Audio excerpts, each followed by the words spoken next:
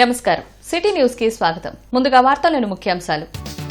Guntur channel విస్తరణ, ICDS అభివృద్ధిపై కేంద్ర మంత్రి పెమ్మసాని సమీక్ష, భూసేకరణ త్వరగా పూర్తి చేస్తామని వెల్లడి, అంగన్వాడీ టీచర్లకు ప్రత్యేక విధానాన్ని అమలు చేస్తామని ప్రకటన.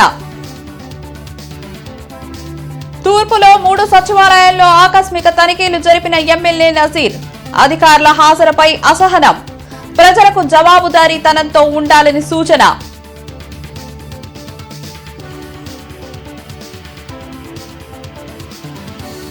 ఆరు నెలల్లో రాజధాని రైతుల సమస్యలు పరిష్కరిస్తాం, రైతులకు ఎలాంటి అన్యాయం జరగదన్న కేంద్ర మంత్రి పెమ్మసాని.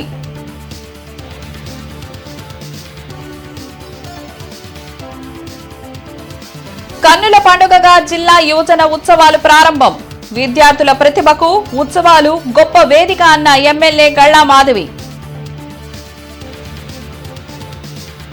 గుంటూరు ఛానల్ విస్తరణ, ఆధునీకరణ, ఐసీడీఎస్ శాఖ అభివృద్ధి అంశాలపై కలెక్టర్ కార్యాలయంలోని సమావేశ మందిరంలో కేంద్ర సహాయ మంత్రి పెమ్మసాని చంద్రశేఖర్ సమీక్ష నిర్వహించారు.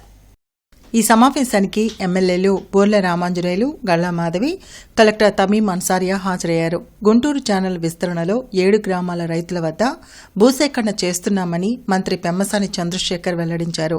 భూసేకరణలో రైతులకు అందించే నష్టపరిహారంపై అధికారులకు స్పష్టమైన సూచనలు చేశామన్నారు. మిగిలిన 4 గ్రామాలకు సంబంధించిన భూసేకరణ కూడా త్వరగా పూర్తి చేయాలని ఆదేశించామని తెలిపారు. ఐసీడీఎస్ శాఖకు సంబంధించి జిల్లాలో ఎన్ని అద్దె భవనాల్లో ఉన్నాయో అనే వివరాలు అడిగి తీసుకున్నామన్నారు. మహిళలకు 1 స్టాప్ సెంటర్ ఫర్ ఉమెన్ సౌకర్యాన్ని మరింత పటిష్టంగా అమలు చేసే విధంగా కృషి చేస్తామని ఎమ్మెల్యే గళ్లా మాధవి హామీ ఇచ్చారు. ఈ కార్యక్రమంలో joint collector Srinivasarao, DCMS chairman Vaddanam Haribabu, revenue, irrigation, ICDS శాఖల అధికారులు పాల్గొన్నారు. గుంటూరు ఛానల్ ఎక్స్టెన్షన్లో 7 విలేజెస్కి ల్యాండ్ ఎక్విజిషన్ అంతా దాదాపుగా అయిపోవచ్చింది. డిసెంబర్ 31కి అవి కంప్లీట్ చేయాలని. ఇవి కాకుండా ఈ డిసెంబర్ 31కి ఈ 7 విలేజెస్ కనుక కంప్లీట్గా పేమెంట్స్ కనుక ఫార్మర్స్కి వెళ్ళి వస్తే జనవరి 1st, 2nd వీక్లో యాక్చువల్గా గుంటూరు ఛానల్ కార్యక్రమం అంటే ఫౌండేషన్ పెట్టుకోవాలనేది జనవరి మంత్లో. అంగన్వాడీ సెంటర్స్, అదేవిధంగా శిశు సంక్షేమ శాఖ, వాటిల్లో ఇక్కడ ఎన్ని అంగన్వాడీ సెంటర్లు ఉన్నాయి, వాటిలో ఏం ప్రాబ్లమ్స్ ఉన్నాయి అంటే 1450 అంగన్వాడీ సెంటర్స్ ఉంటే 800 రెంట్కు ఉన్నాయి, 300 ఏమో ఓను, 321 ఏమో రెంట్ ఫ్రీ స్కూల్స్ ఇట్లాంటి వాటిల్లో ఉన్నాయి. వీళ్ళకి ఇచ్చేటువంటి ఫెసిలిటీస్ ఎలా ఉన్నాయి, అసలు అంగన్వాడీ సెంటర్స్లో టీచర్స్ వెళ్తున్నారా, వర్క్ చేస్తున్నారా లేదా, ఎక్కడ ప్రాబ్లమ్స్ ఉన్నాయి, వీటి ఉన్న అంగన్వాడీ సెంటర్స్ కొన్నిట్లో బాత్రూమ్ ఫెసిలిటీస్ లేకపోవటం, లేకపోతే సీలింగ్ ఊడిపోవటం, వాటిని మెయింటైన్ చేయాలంటే ఏం చేయాలి, ఇలా రకరకాల ఇష్యూస్ అన్నిటి మీద. గుంటూరు తూర్పు నియోజకవర్గంలో సచివాలయాల వ్యవస్థ సరిగ్గా లేదని ఎమ్మెల్యే నజీర్ అహ్మద్ అసహనం వ్యక్తం చేశారు. ప్రజలకు సేవ చేయాల్సిన అధికారులు అందుబాటులో లేకుండా ఫీల్డ్ విజిట్స్ పేరుతో బయట తిరగడం ఏంటి అని ప్రశ్నించారు.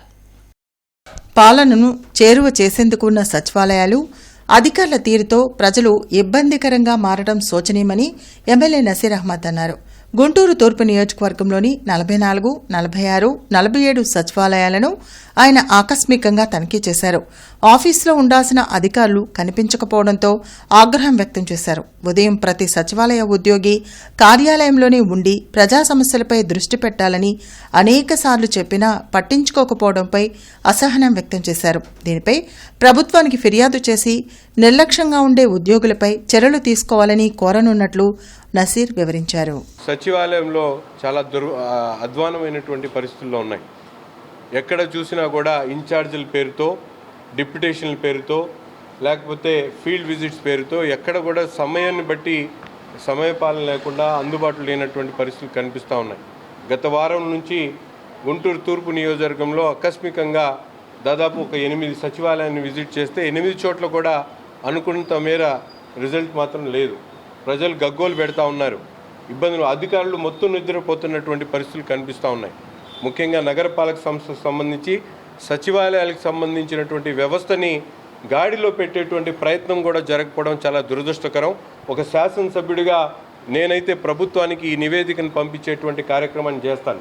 బ్రాడీపేట బండ్లమూడి హనుమాయమ్మ డిగ్రీ కాలేజీలో జిల్లా యువజన ఉత్సవాలు 2025 ఘనంగా ప్రారంభమయ్యాయి. జిల్లా యువ దినోత్సవాల కార్యక్రమంలో స్టెప్ ఆధ్వర్యంలో ఈ కార్యక్రమం జరిగింది. ఈ కార్యక్రమాన్ని పశ్చిమ నియోజకవర్గ ఎమ్మెల్యే గల్లా మాధవి ప్రారంభించారు. అనంతరం ఆమె మాట్లాడుతూ జిల్లా యువత తమ ప్రతిభను నిరూపించుకోవడానికి, భవిష్యత్ లక్ష్యాలను చేరుకోవడానికి ఉత్సవాలు ఒక గొప్ప వేదిక అని తెలిపారు. క్రీడలు, కళలు, సాంస్కృతిక రంగాల్లో ఎదగాలనే ఆసక్తి ఉన్న ప్రతి యువకుడికి ఇలాంటి కార్యక్రమాలు ప్రేరణ ఇస్తాయని అన్నారు. రాష్ట్ర అభివృద్ధిలో యువతే ప్రధాన శక్తి అని, అందుకే ప్రభుత్వం యువత అభివృద్ధి కార్యక్రమాలను మరింత బలోపేతం చేస్తుందని పేర్కొన్నారు. ఈ కార్యక్రమంలో జిల్లా employment officer Durgabai, step CEO Vijayalakshmi, BH college principal Kausalya, pollution కంట్రోల్లో ఈఈ నజీమా బేగం పాల్గొన్నారు. అనంతరం సాంస్కృతిక ప్రదర్శనలు, క్రీడా పోటీలు ఉత్సాహంగా కొనసాగాయి. అన్ని కార్యక్రమాల్లో పాల్పంచుకొని అన్ని విధాల్లో కూడా మీరు ఎదగాలి అని చెప్పి నేను కోరుకుంటూ ఉన్నాను. ఈరోజు సక్సెస్ అంటే ఒక డాక్టర్ అవడం, ఇంజనీర్ అవడం, లేదంటే ఏదైనా పొలిటికల్ లీడర్ అవడం కాదు. సక్సెస్ అవడం అంటే హ్యాపీగా ఉండడం. Which ever field giving you happiness, మీరు అందులో ఉండండి. ఒకప్పటిలాగా మీకు రిస్ట్రిక్షన్స్, ఇదే చేయాలి, ఇదే చదవాలి, ఇలాగే ఉండాలి అనే సొసైటీ నుంచి దాటి మనం చాలా ముందుకు వచ్చాం. మనం ఏం చేయాలి అని అనుకుంటున్నామో మనకు ఒక క్లారిటీ ఉంటే చాలు, కాస్త డిస్ట్రాక్షన్స్ లేకుండా ఉంటే చాలు. ఈరోజు మొత్తం సొసైటీ అంతా కూడా ఓపెన్ ప్లాట్ఫామ్ లాగా మనకి అన్ని విధాల సహాయ సహకారాలు అందించే విధంగా ఉంది. సో ఆపర్చునిటీ గ్రాబింగ్ ఒక్కటే మనం చేయాల్సిన పని. సీడ్ యాక్సిస్ రోడ్ నిర్మాణ పనులను మంత్రి నారాయణ పరిశీలించారు. విజయవాడ నుంచి రాజధాని అమరావతికి కరకట్ట మీదుగా వెళ్లే అవసరం లేకుండా సీడ్ యాక్సెస్ రోడ్ పనులు త్వరితగతిన పూర్తి చేయాలని అధికారులను ఆదేశించారు. గతంలో పెనుమాక, ఉండవల్లిలో ల్యాండ్ పూలింగ్ కు కొంత భూమి ఇవ్వకపోవడంతో నిలిచిన రోడ్ పనులను మంత్రి నారాయణ పరిశీలించి అధికారులకు పలు సూచనలు చేశారు.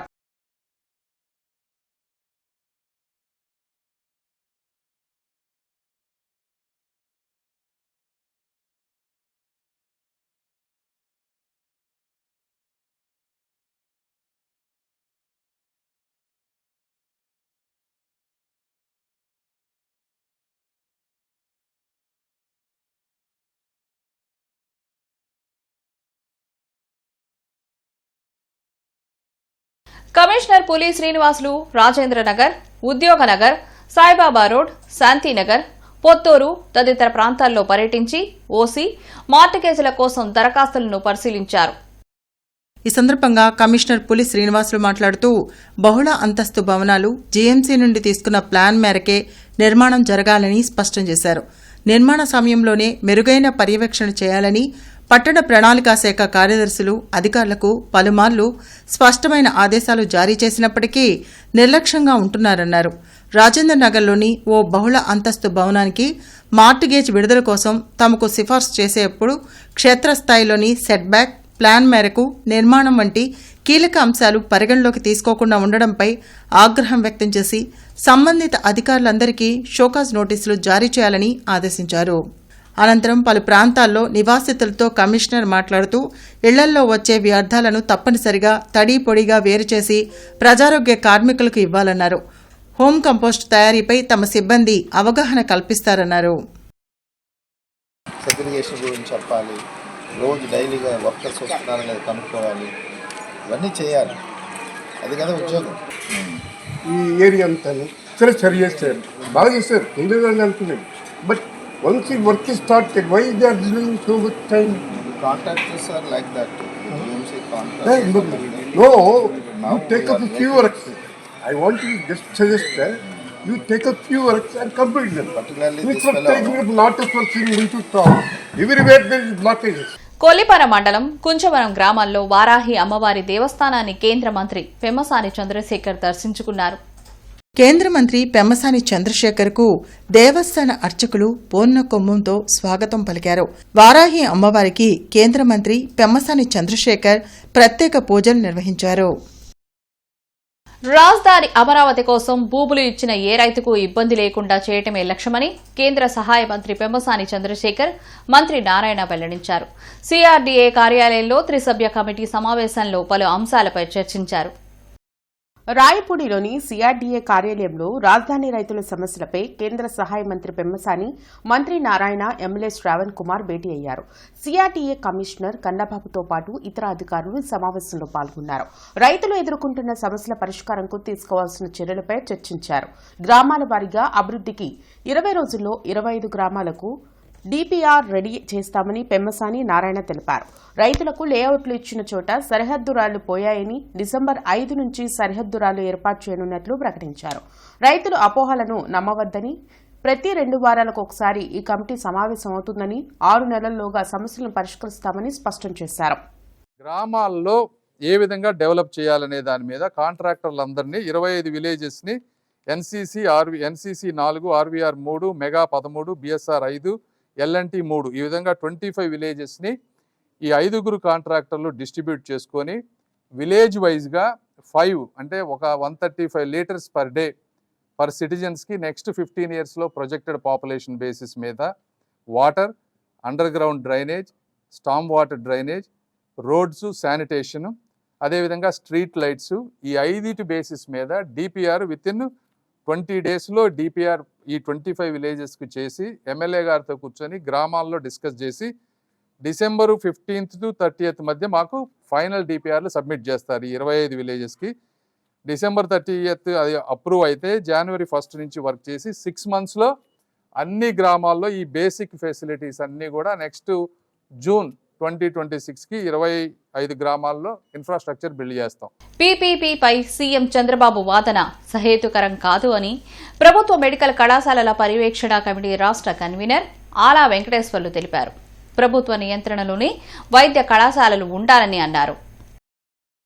ప్రభుత్వ వైద్య కళాశాలల వ్యవహారంలో సీఎం చంద్రబాబు వైఖరిపై ఆలా వెంకటేశ్వర్లు అభ్యంతరం వ్యక్తం చేశారు. పీపీపీ విధానంలో కళాశాలలు ఉంటే పేదలకు నాణ్యమైన విద్య, వైద్యం అందుతుందా అని ప్రశ్నించారు. ప్రభుత్వ మెడికల్ కళాశాలల పరిరక్షణ కమిటీ ప్రతినిధులు లక్ష్మణ్ రెడ్డి, కొరివి వినయ్ కుమార్లతో కలిసి ఆయన మీడియాతో మాట్లాడారు. కళాశాలలను కార్పొరేట్ వైద్య సంస్థలకు అప్పగిస్తే పేదలు అప్పుల పాలవుతారన్నారు.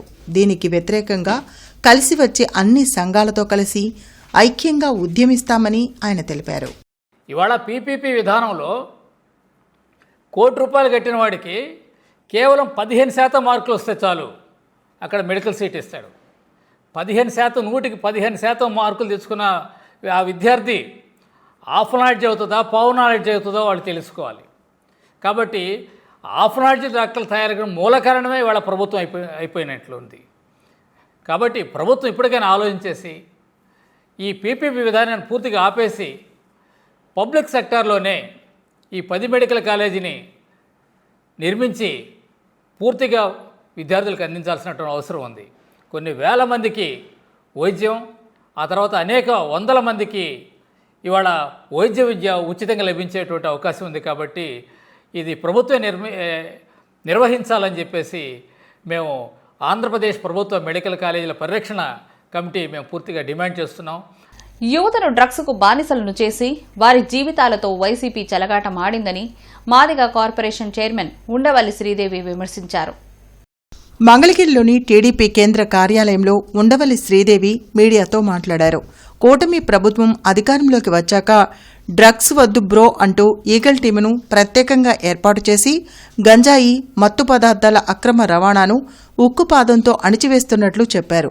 యువతకు ఉపాధి అవకాశాలు కల్పించేందుకు రాష్ట్రానికి అనేక పరిశ్రమలను తెస్తున్న ఘనత సీఎం చంద్రబాబు, మంత్రి లోకేష్కు దక్కుతుందని తెలిపారు. డ్రగ్స్ వద్దు బ్రో అని ఎన్డీఏ కూటమిని మొత్తుకుంటే యువతని మంచి మార్గంలో నడిపించడానికి కూటమి ప్రభుత్వం కంకణం కట్టుకొని మరి ఒకవైపు నుంచి ఆంధ్రప్రదేశ్ని అప్పుల ఆంధ్రప్రదేశ్, అంధకార ఆంధ్రప్రదేశ్గా మార్చిన మీ ప్రభుత్వం నుంచి అన్నపూర్ణ ఆంధ్రప్రదేశ్గా యువతని మనము జాగ్రత్తగా కాపాడుకొని ఎన్డీఏ కూటమి ప్రభుత్వం యువతని ఆదర్శంగా తీసుకొని వాళ్ళని మంచి మార్గంలో నడిపిస్తూ ఒక పారిశ్రామిక అభివృద్ధిలో ముందుగా వెళ్తుంటే మీరు మాత్రం గంజాయి రవాణా చేయటంలో ముందున్నారు.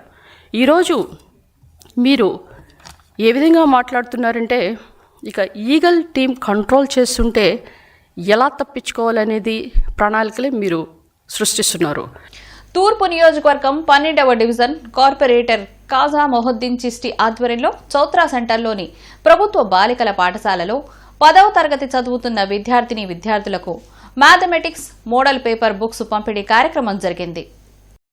ఈ కార్యక్రమానికి ముఖ్య అతిథులుగా తూర్పు నియోజకవర్గం ఎమ్మెల్యే నసీర్ అహ్మద్, నగర commissioner police Srinivasulu, AP industrial development corporation chairman Degala Prabhakar, deputy mayor Sheikh Sajila హాజరయ్యారు. ఈ సందర్భంగా వారు మాట్లాడుతూ ఎంతో కష్టమైన గణిత శాస్త్రాన్ని సులువుగా నేర్చుకుని ఎగ్జామ్స్లో మంచి మార్కులు సంపాదించడానికి ఈ పుస్తకం దోహదపడుతుందని అన్నారు. మీకోసం, మీ భవిష్యత్ కోసం కష్టపడి, ఇష్టపడి చదువుకొని మంచి ప్రయోజకులు కావాలని కోరారు. కొత్త కొత్త విషయాలను ప్రతి విద్యార్థి కనిపెట్టి ఒక ఆర్యభట్టులా ఎదగాలని ఆకాంక్షించారు. విద్యార్థుల భవిష్యత్ బాగుండాలని 10వ తరగతి మ్యాథమెటిక్స్ మోడల్ పేపర్ బుక్స్ అందిస్తున్న కార్పొరేటర్ చిష్టిని అభినందించారు. ఈరోజు దాదాపు 400 మందికి అనేక పాఠశాలకు సంబంధించినటువంటి ప్రభుత్వ పాఠశాలలో చదివేటువంటి విద్యార్థులకు ఇవ్వడం జరిగింది. చాలా సంతోషం. ఎందుకంటే ఈరోజు విద్య అనేది ప్రతి ఒక్కరికి అతి ముఖ్యమైనటువంటి అంశం. కార్పొరేట్ పాఠశాలలో చదివేటువంటి పిల్లలు లక్షల రూపాయలు ఫీజులు చెల్లించి చదువుకుంటూ ఉంటే ఈరోజు ప్రభుత్వ పాఠశాలలో చదివేటువంటి విద్యార్థులు కూడా ఎక్కడ తీసిపోకుండా అనేక కాంపిటేటివ్ ఎగ్జామ్స్లో మొదటి స్థానంలో వస్తున్నటువంటి పరిస్థితులు. ఎందుకంటే ఈరోజు విద్యాశాఖ మంత్రిగా నారా లోకేష్ గారు క్వాంటిటీతో పాటు క్వాలిటీ ఎడ్యుకేషన్ని ఇంప్రూవ్ చేసేటువంటి విధంగా పెద్ద ఎత్తున ఎడ్యుకేషన్లో మార్పులు తీసుకొని వస్తూ ముఖ్యంగా వాళ్ళకి ఎవరైతే విద్యా బోధించే వాళ్ళు ఉన్నారో వాళ్ళ ద్వారాగా ఒక పిల్లలకి మంచి నాణ్యమైన విద్య అందించాలనే ఒక ఆలోచన విధానంతో మేము ఈ ఒక మ్యాథమెటిక్స్ మోడల్ పేపర్ బుక్ రూపొందించాం. వాళ్ళకి చాలా ఈజీగా ఉండేటట్టుగా 10th క్లాస్ పిల్లలకి దేనికంటే వాళ్ళ దిశ మార్చే అవకాశం మన రాష్ట్ర ప్రభుత్వం కల్పిస్తుంది. కాబట్టి ప్రతి ఒక్కరు కూడా రాష్ట్ర ప్రభుత్వం మన నారా చంద్రబాబు నాయుడు గారు, అలాగే తండ్రికి తగ్గట్టుగా తనయుడు మన నారా లోకేష్ గారు విద్యాశాఖ మంత్రిగా ప్రతి స్కూల్లో, ఆంధ్రప్రదేశ్కి సంబంధించిన ప్రతి స్కూల్లో కూడా విద్యార్థులందరూ కూడా మంచి ఉన్నత విద్య అందించి, నాణ్యమైన విద్య అందించి వాళ్ళకి సహాయ సహకారాలు అందిస్తున్న దాంట్లో మేము కొంత భాగం పంచుకోవాలని చెప్పేసి మన తూర్పు నియోజకవర్గంలో దాదాపుగా 1000 మంది స్టూడెంట్స్కి ఈ మోడల్ పేపర్ బుక్ అందించడం జరుగుతుంది.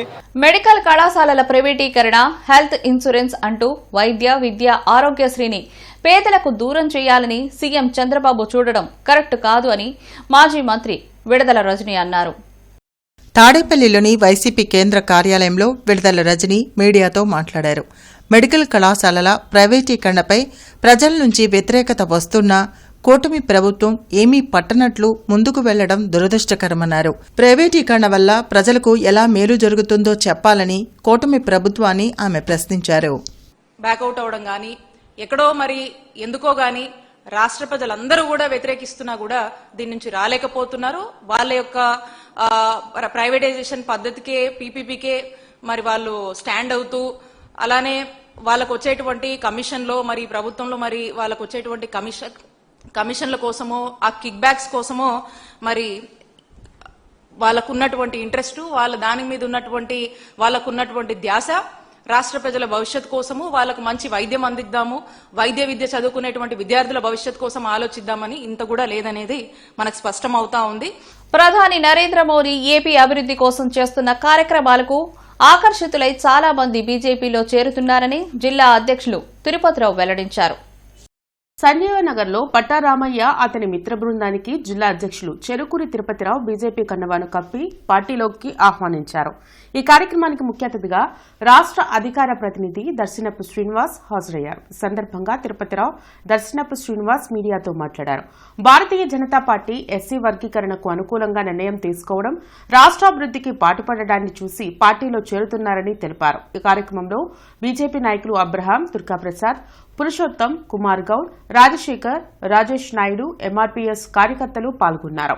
గుంటూరు తూర్పు నియోజకవర్గం సంజయ్ నగర్ 2వ లైన్లో రామయ్య గారు, ఎంఆర్పీఎస్ నాయకులు వారు భారతీయ జనతా పార్టీ సిద్ధాంతాలను నచ్చి నరేంద్ర మోడీ గారు చేస్తున్నటువంటి పేద ప్రజలకు ఇస్తున్నటువంటి సంక్షేమ పథకాలు కానీ, వారు చేస్తున్నటువంటి అభివృద్ధి కానీ నచ్చి వారు భారతీయ జనతా పార్టీలో ఈరోజు చేరడానికి సిద్ధమైన సందర్భంగా మేము ఈ యొక్క సంజీవయ్య నగర్ 2వ లైన్కు రావడం జరిగింది. సంజీవయ్య నగర్ అంటేనే దళిత వర్గాలకి, ముఖ్యంగా మాదిగలకి ఒక అడ్డా. ఇలాంటి ప్రాంతం నుండి గౌరవ నరేంద్ర మోడీ గారి నాయకత్వాన్ని నచ్చి మాదిగ సామాజిక వర్గానికి సంబంధించిన పట్రా రామయ్య గారు మరి కొంతమంది వ్యక్తులు ఈరోజు భారతీయ జనతా పార్టీలో చేరటం చాలా సంతోషకరమైన విషయం. ముఖ్యంగా గుంటూరు జిల్లా అధ్యక్షులు చెరుకూరి తిరుపతిరావు గారి నాయకత్వంలో పార్టీ ముందుకెళ్ళటం చూసి పార్టీలో నేను చేరతానని మా దగ్గరకు వచ్చి ఆయన చెప్పడం జరిగింది. వెంటనే జిల్లా అధ్యక్షుల వారికి సమాచారం ఇచ్చి పార్టీలో జాయిన్ చేసుకోవడానికి ఏర్పాటు చేయడం జరిగింది.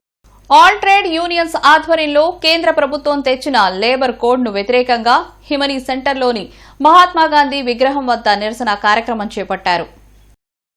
ఈ కార్యక్రమంలో సిపిఐ, ఏఐటియుసి, సిఐటియు, కార్మిక సంఘాల నాయకులు పాల్గొని నిరసన వ్యక్తం చేశారు. ఈ సందర్భంగా ఏఐటియుసి రాష్ట్ర గౌరవ అధ్యక్షులు వెలుగురి రాధాకృష్ణమూర్తి మీడియాతో మాట్లాడారు.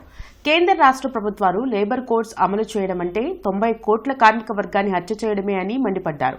లేబర్ కోడ్స్ అమలు జరిగితే కార్మిక వర్గం కట్టుబానిసలుగా మారే ప్రమాదం ఉందన్నారు. దేశవ్యాప్తంగా ఢిల్లీ కేంద్రంగా అనేక పోరాటాలు చేసిన కేంద్ర ప్రభుత్వం కనీసం స్పందించలేదని ఆవేదన వ్యక్తం చేశారు. లేబర్ కోడ్స్ కు వ్యతిరేకంగా ఈ నెల 25వ తేదీన పెద్ద ఎత్తున పోరాటానికి సిద్దమవుతున్నామన్నారు. లేబర్ కోడ్స్ కు వ్యతిరేకంగా జరిగే పోరాటాలకు ప్రభుత్వాలే బాధ్యత వహించాలని హెచ్చరించారు. సగభాగానికి పైగా ఉన్నటువంటి కార్మిక వర్గ హక్కులన్నింటినీ హరించి వేసేటువంటి చట్టాలని 4 కార్మిక కోడ్లని ఈ రోజు నుంచి అమల్లోకి తీసుకొస్తున్నట్లు కేంద్ర ప్రభుత్వం ప్రకటించింది. అందువల్ల ఇప్పటి వరకు మనం ఒక వర్గాన్నో, ఒక మనిషినో, కొంతమందినో దాడి చేయటం, చంపటం చూసాం. కానీ ఒక సమూహంగా, ఒక పెద్ద సమూహంగా 90 కోట్ల మంది ఉన్నటువంటి కార్మిక వర్గాన్ని ఈరోజు నిజానికి హత్య చేసినట్టుగానే మేము భావిస్తున్నాం. కార్మిక వర్గ హక్కులన్నీ పరిహాసానికి గురయ్యేటువంటి పరిస్థితి తీసుకొచ్చారు. ఆ చట్టాలు కానీ అమలు జరిగేట్టయితే కార్మికులకు మిగిలేదంటూ ఏమి ఉండదు. కట్టుబానిస విధానం తప్ప మరొకటి లేదు. ప్రధానంగా ఈ లేబర్ కోడ్స్ కనుక అమలైతే ఫిక్స్డ్ టర్మ్ ఎంప్లాయ్మెంట్ అనేది ప్రధానంగా దీనిలో పెట్టారు. ఫిక్స్డ్ టర్మ్ ఎంప్లాయ్మెంట్ అంటే ఒక వ్యక్తి ఉద్యోగంలో చేరితే 6 నెలల, సంవత్సరం నిర్ణయించుకొని ముందుగానే నేను ఇంతవరకే పనిచేయగలను చెప్పేసి దానిలో నిర్ణయించబడుతుంది. అంటే ఉద్యోగ భద్రత లేదు, ఎప్పుడైనా తీసేయడానికి వీలుంటుంది. ఒక పక్క మేము గ్రాట్యుటీ 1 సంవత్సరానికి తగ్గించామని చెప్పేసి దీనిలో గొప్పగా చెప్పుకుంటున్నారు. దాన్ని కేవలం ఫిక్స్డ్ టర్మ్ ఎంప్లాయ్మెంట్ వాళ్ళకే తప్ప ఆల్రెడీ ఎగ్జిస్టింగ్లో ఉన్న వర్కర్లు ఎవరికి పనిచేయదని ఇప్పటికి 5 సంవత్సరాలు కాలపరిమితి పెట్టారు. 5 సంవత్సరాలు కొనసాగుతుంది. మరి దీన్ని కూడా వికసిత భారత్ అని చెప్పేసి పేపర్లో ప్రకటనలు ఒకదంపుడు విధానాలే తప్ప కార్మికులకు న్యాయం చేకూర్చేది లేదు. భారత రాజ్యాంగ ఆమోద దినోత్సవాన్ని పురస్కరించుకుని Indian legal professionals association AP శాఖ ఆధ్వర్యంలో సెమినార్ జరిగింది. జింకానా ఆడిటోరియంలో నిర్వహించిన ఈ కార్యక్రమంలో పలువురు న్యాయమూర్తులు, సీనియర్ న్యాయవాదులు పాల్గొన్నారు. రాజ్యాంగ విశిష్టతను, ప్రజలకు కల్పించిన హక్కులను వివరించారు. ప్రతి పౌరుడికి రాజ్యాంగం సమాన హక్కులను కల్పించిందని, మతోన్మాదాన్ని పెంపొందిస్తూ రాజ్యాంగ విలువలు తగ్గించే కుట్రలు జరగడం మంచిది కాదని ఐపీఎల్ఏ రాష్ట్ర కన్వీనర్ మాణిక్యరావు అన్నారు. రాజ్యాంగం యొక్క ఉన్నత విలువలు, దాని యొక్క మౌలిక విలువలు ప్రజలకి చేరువవటం ద్వారా ఈ రాజ్యాంగం యొక్క ఉన్నత యొక్క లక్ష్యం పూర్తి చేయడానికి మరి ఏదైతే ప్రజలకి ఆ కాన్స్టిట్యూషన్కి మధ్య దూరం పెరిగిపోతా మత వ్యవస్థలు, కుల వ్యవస్థలు మరి ముందుకు వచ్చేసి రాజ్యాంగం యొక్క ప్రజాస్వామిక యొక్క ఆకాంక్ష యొక్క ఉన్నత విలువలు దూరం జరుగుతూ ఉన్న సందర్భంలో న్యాయవాదులుగా ఆ గురుతర బాధ్యతను గుర్తించి ఈరోజు మేము ఈ కార్యక్రమాన్ని తీసుకున్నాం. రాజ్యాంగాన్ని బలంగా చెప్పడం ద్వారా మనిషి ఉన్నతీకరించబడతాడు, ప్రజాస్వామీకరించబడతాడు. రాజ్యాంగం లేకముందు భారతదేశం, రాజ్యాంగం వచ్చిన తర్వాత భారతదేశాన్ని ఒక్కసారి స్పష్టంగా చూస్తే ఆ తేడా ప్రతి మనిషికి తెలుస్తుంది. కాబట్టి రాజ్యాంగం ద్వారా తెలుసుకోవడం ద్వారా మనిషి ఉన్నతీకరించబడతాడు. ప్రపంచంలోనే మొట్టమొదటిగా భారతదేశంలో వడ్లమూడిలోని విజ్ఞాన్ యూనివర్సిటీలో నల్సా పథకాలపై న్యూ మాడ్యూల్ లీగల్ క్యాంప్ నిర్వహించారు. జాతీయ మరియు రాష్ట్ర న్యాయ సేవాధికార సంస్థ అమరావతి వారి ఆదేశాల మేరకు క్యాలెండర్ యాక్టివిటీస్లో భాగంగా విజ్ఞాన్ లా కాలేజీ వారి సమన్వయంతో వడ్లమూడిలోని విజ్ఞాన్ యూనివర్సిటీలో నల్సా పథకాలైన పేదరిక నిర్మూలనకు సమర్థవంతమైన అమలు పథకం 2015 మరియు నల్సా అసంఘటిత రంగ కార్మికులకు న్యాయ సేవల పథకం 2015పై న్యూ మాడ్యూల్ లీగల్ క్యాంపును జిల్లా న్యాయ సేవాధికార సంస్థ చైర్మన్ మరియు జిల్లా ప్రధాన న్యాయమూర్తి బి సాయి కళ్యాణ్ చక్రవర్తి ఆధ్వర్యంలో జ్యోతి ప్రజ్వలనం చేసి ప్రారంభించారు. ఈ కార్యక్రమంలో జిల్లా ప్రధాన న్యాయమూర్తి సాయి కళ్యాణ్ చక్రవర్తి మాట్లాడుతూ మాదక ద్రవ్యాల దుర్వినియోగం, ర్యాగింగ్, మోటార్ వాహనాల చట్టం మరియు నియమాలు, లాడే యొక్క ప్రాముఖ్యతను మరియు న్యాయ సేవాధికార సంస్థ ద్వారా ప్రజలకు అందే ప్రయోజనాల గురించి వివరించారు.